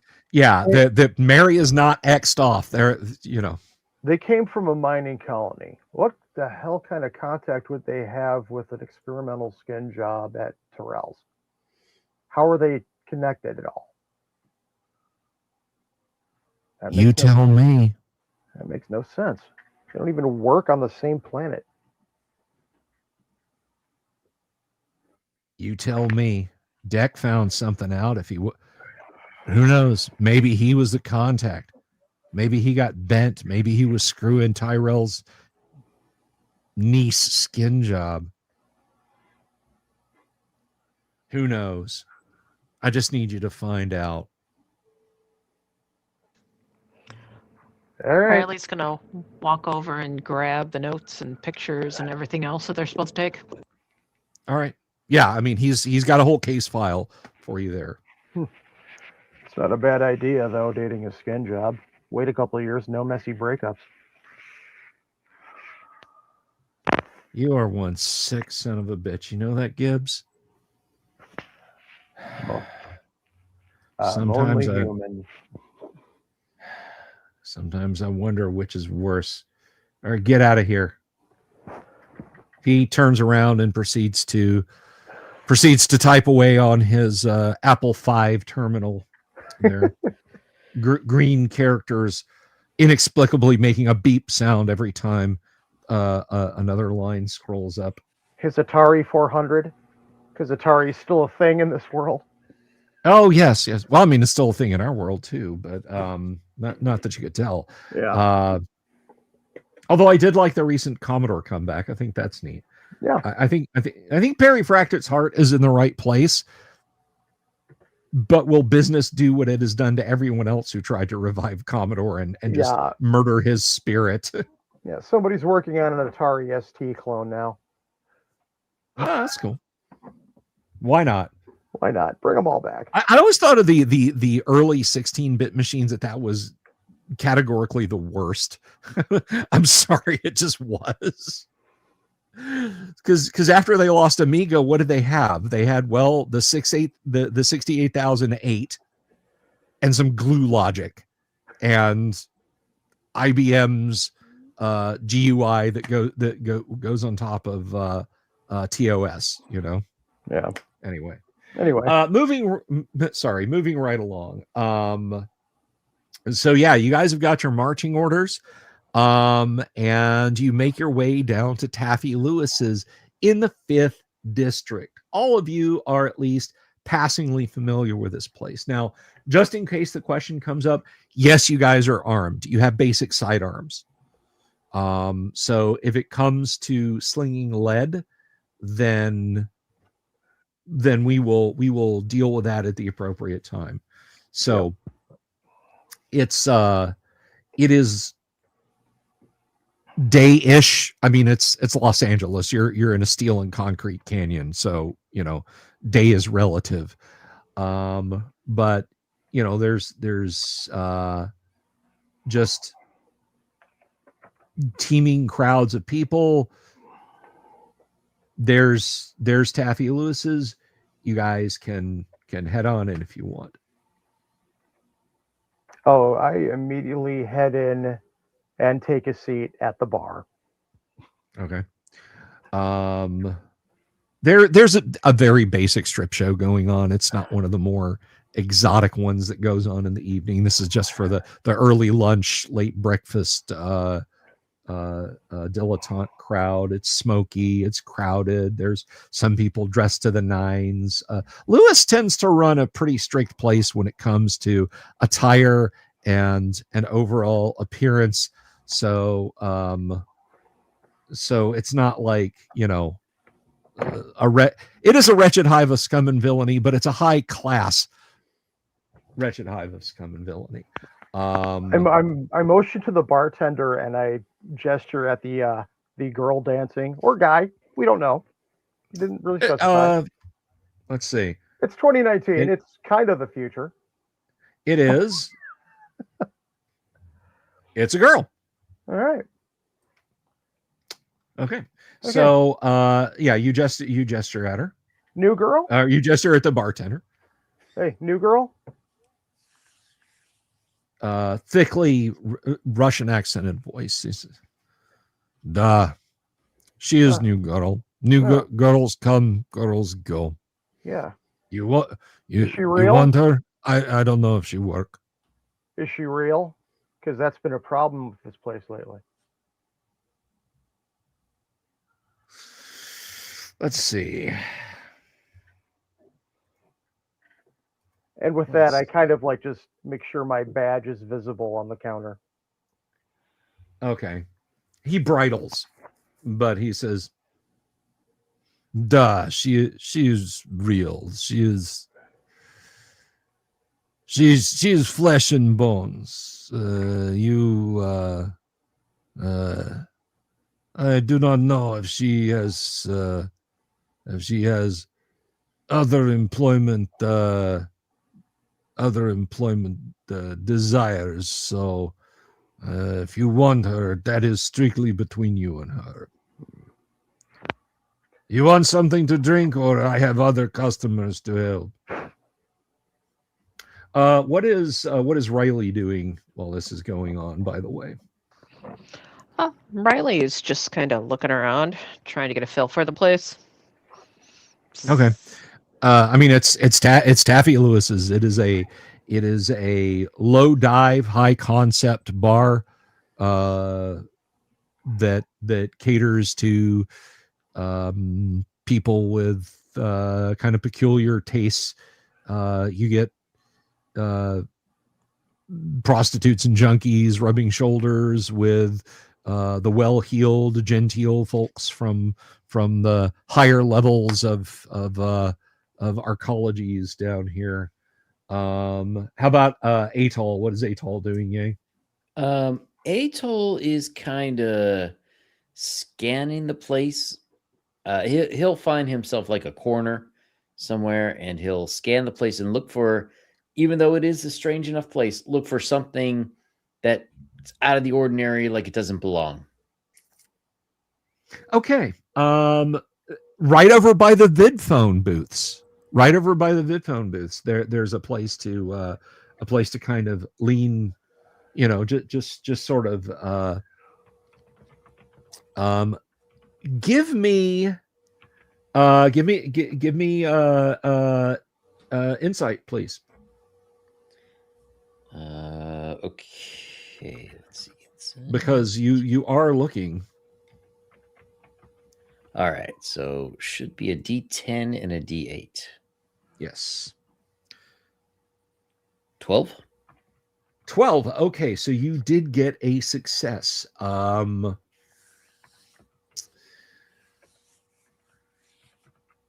So you spend a while sort of looking around the room.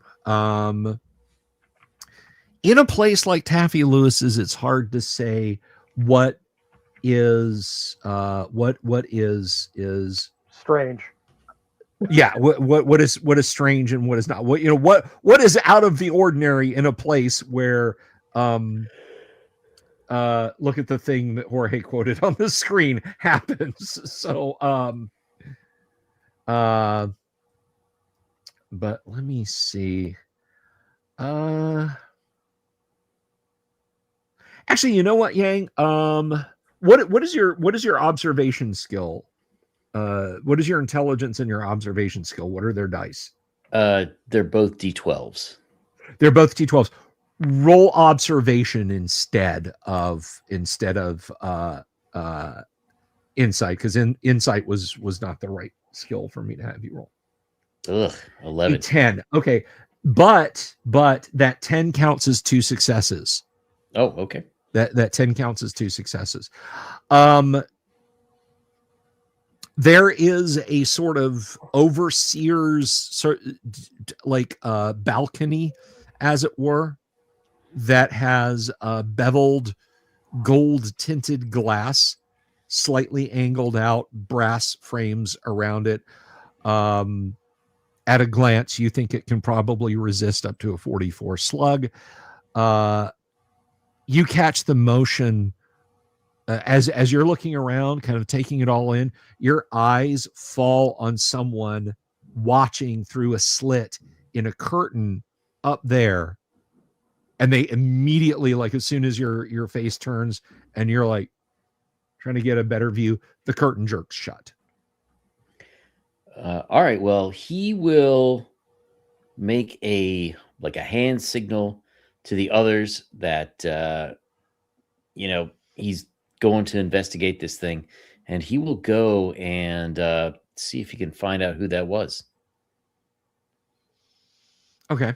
There's a near that balcony. You can see there's a spiral staircase that goes up to presumably the same level of the bar as that. There is a velvet rope and a rather thick looking individual in an open collar, like a tuxedo shirt, but with no bow tie or cummerbund.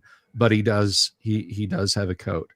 Okay. So you motion Valiant. to maybe you motion to Riley and to Gibbs, and the rest of you catch this. He kind of points, and then I don't want to speak for your character. How are you motioning to them? I'm sorry.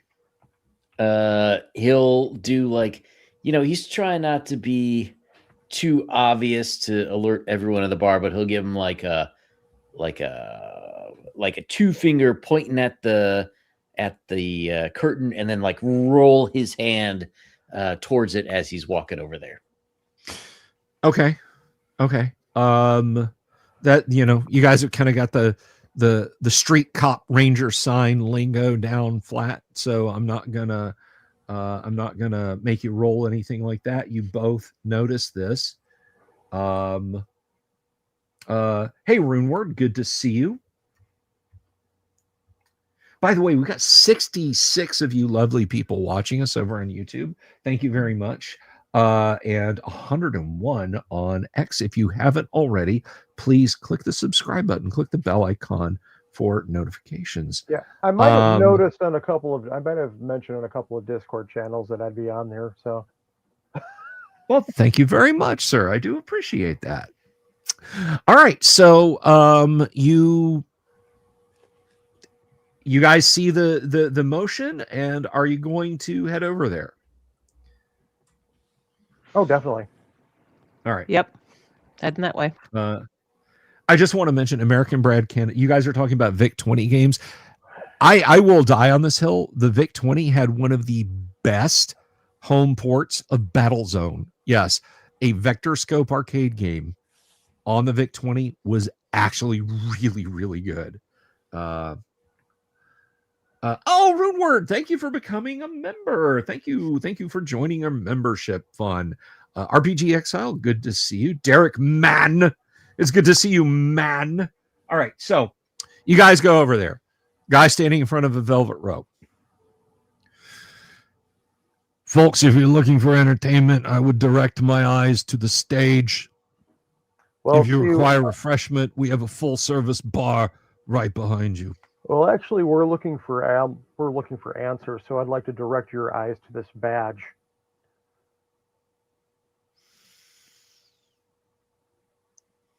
All right, let's see. That is manipulation, probably. Manipulation. I feel like yeah. Let's do manipulation. Oh, Runeward out throwing out the gift memberships. Thank you, brother. Let's go ahead and do an opposed roll here. Okay. So we're gonna do I'm gonna roll a d6 and a d12, and I am getting no successes whatsoever. Okay. So, well, I'm gonna use my empathy and manipulation, which means 2d12 and 2 6s. And 2 6s. So He blenches and says, "Oh, course, officer. Right this way, sir." He unclips the velvet rope and motions you guys through and clips it behind him, and he kind of walking up the stairs. Yeah, no problem. Just keep hiring those hardworking American girls on the stage there instead of the cheap imitation models. We'll be fine. He kind of looks at you. This guy is D-int. So he's all right. So yeah, you go up there. There's a lemon oil scented, not that you can really tell over the cigarette smoke, polished wooden door, worn brass push rail on it, and it very clearly stated in a very polished and very kept up brass plaque, employees only, absolutely no admission rather.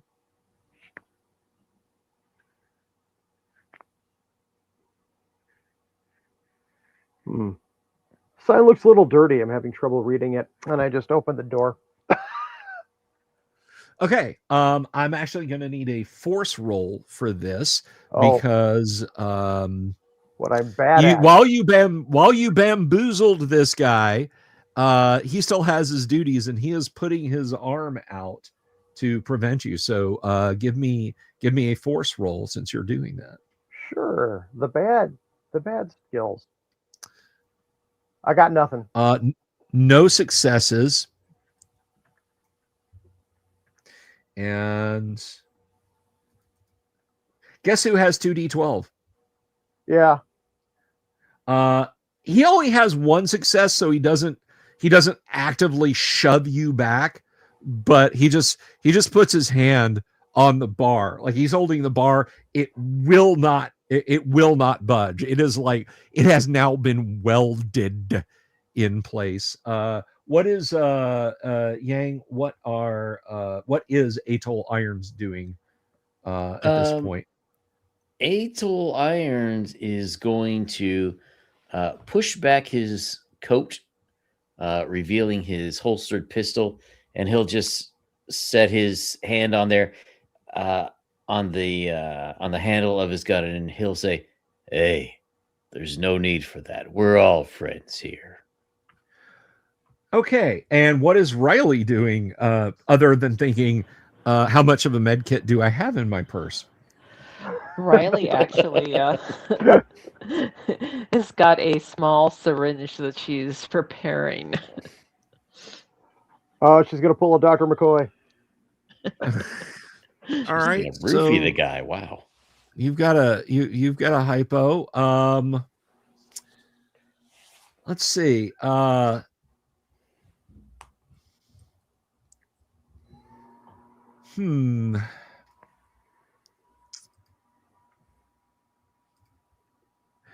right. There's one of him. There's more of you guys. I'm just gonna go ahead and give first action. Yang, roll. We're gonna treat this. I think probably the best is gonna be manipulation. Yeah, give Okay. me give me a manipulation roll, and we're gonna do opposed on that. Oh, that's a 6. That's a 5 and So a 1. no successes. No successes. He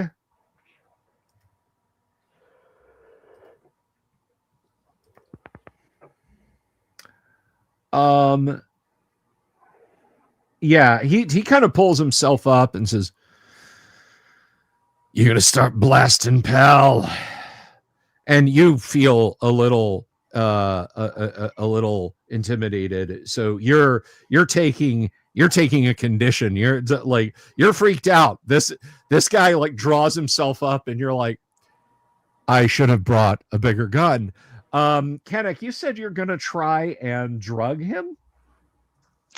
Yeah, I'm gonna try to make him go night nights. Give me a medical aid roll. Give me a medical aid roll. Do we really need to do this? We're the cops. So you got a success. You got the needle into him. You know, well, it's spray hypo, right? It's 2019. It's the distant future. So you pop him in the back of the hand, and he says, "Ow," and kind of stumbles back a little bit. Let me see what what might that cover? I mean, you know, other than violating his Fourth Amendment rights and Using substances on the job. Shame on him. yeah, exactly. She just drops the drops the spray hypo. Yeah, this guy was shooting up right up here. You know, I could arrest him, But all right. So rather than bog us down, because it is getting a little late, I'm going to say for the purpose of narration, and we'll have this a little bit better tweaked. He goes numb and slumps and lands on his ass in the little doorway there. I'm going to ask each of you guys to roll a d12. We're just going to do like a raw. Is the universe smiling on you at this moment? Well, I got a 12. You got a 12. You're fine. It landed on my head. Move it. Oh, I got a 3. That's fine.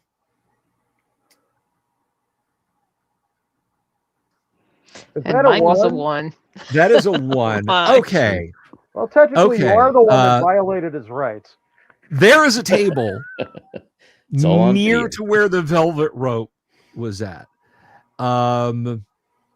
There is an Indo-Asian woman smoking a Ye-Wan in a long glass holder, laughing and chatting with a similarly apportioned young lady, and she kind of glances up just as you're like leaning in and pressing the spray hypo on this guy's arm as he's holding the door shut, and she says, "Oh my God, that lady just drugged him."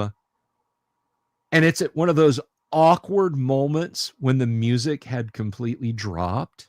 Oh, the DJ's not doing and the his job. conversation had completely dropped, and people just sort of stop and look up. It's that record scratch moment, and everyone is looking at you guys.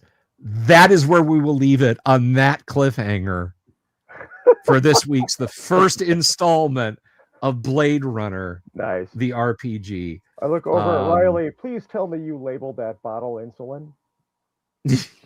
I did. All right, so I know we're going a little long now, but I do want to ask. First of all, let's go around the table. Jason, what did you think? Oh, I have been dying to play this game forever. I was 15 years old when I saw Blade Runner in late night TV back in the 80s, and just blew my head against the wall. That Absolutely. It was my introduction to the cyberpunk genre, which I have been loving ever since. Awesome. Also, I don't know if you know this. I'm hoping they don't screw up, but Amazon is working on a Blade Runner series in development. They will screw it up. I'm sorry. I hate to step on your dialogue. They will screw it up. I'm hoping, and if it's good, they'll cancel it anyway. So very, very true. Although I do want to say, when it comes to Cyberpunk, was it Netflix or Amazon that did Altered Carbon? It was Netflix. Season 1 of Altered Carbon was amazing. I loved Altered Carbon. Yeah. But it's not Blade Runner, and it's a different channel. And Amazon are the people who have been pissing all over the grave of Professor Tolkien for 3 years now. So, I hope it's good too. But did I do a good job? Did I paint a good picture for you? Jason? Oh yeah, you totally did. Cool. Yang, what'd you think of the game? I just mean in mechanics and that sort of thing. Seems interesting. It'll be a little more interesting to see as we go along, and how many new characters we're going to have to roll up. We might have to next week after the end of this one. But yeah, see, good. Cool. Kanik, any closing thoughts on it? I mean, I've played it before, and I do enjoy it. So I'm excited to get to play it in. All righty. I good. I'm glad. Audience, you guys leave me some feedback in the comments down below. I have seen American Brad Canada loves it. Advanced Fantasy Games, you're quite welcome. So I hope everyone enjoyed it. And thank you to my players. I will let you folks retire to the green room now, and you may help yourself to some baklava and schnapps. It's fresh. Nice. So until then, I will go ahead and do this. And please, if you haven't already, do click the subscribe button, do click the bell icon for notifications, everybody. And of course, remember, do you like our owl bear? It's artificial. Of course. It must be expensive. Very. Peace, guys. I'll see you around. Have you seen my owl bear?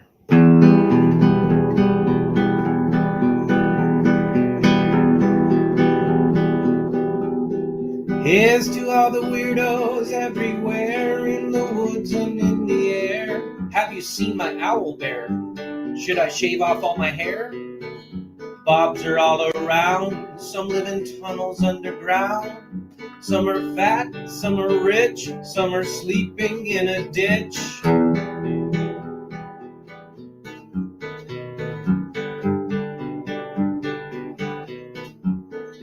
Can you ride a crooked horse without a saddle way off course? Naked as a toad all the way to Smoky Joe's. Have you seen the little creep driving fast in his little green Jeep? He smells like fish and brandy, but his rotten teeth look dandy. Take me to the show, I don't care if fast or slow. From action flicks to dancing dicks, just take me to the show.